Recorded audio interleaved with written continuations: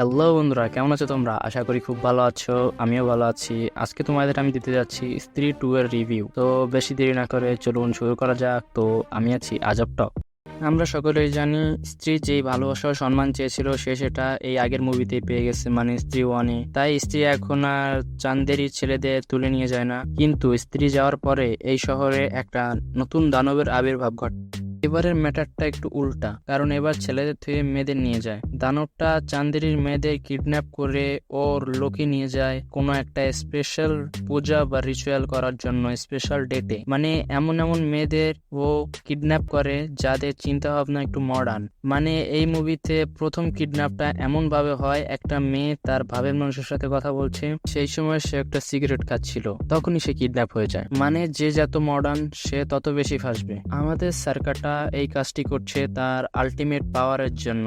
এই কাজের জন্য ওর স্ত্রীকে স্ত্রী তো আর গ্রামে নেই, সে তো গ্রাম ছেড়ে চলে গিয়েছে, এবং যার কাছে স্ত্রীর চটিটা আছে, মানে বেনি করা চুল, তাকেই লাগবে এই রিচুয়ালের জন্য। কারণ সরকারটা তার বেনি করা চুল অনুযায়ী যদি তার মাথাটা আলাদা করতে পারে তাহলেই সে তার আলটিমেট পাওয়ারটা পাবে।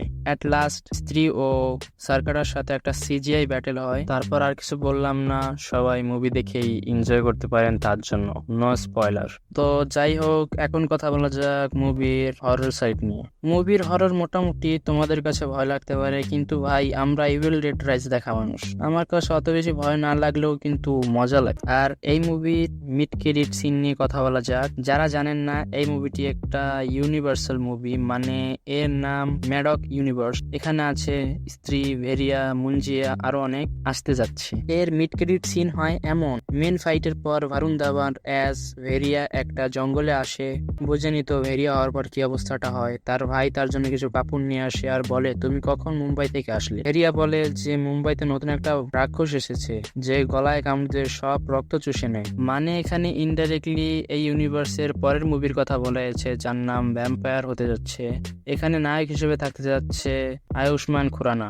দেখি কি হয়। তো আজ এই পর্যন্তই, সবাই ভালো থাকবেন আর দেখতে থাকুন আজব টক।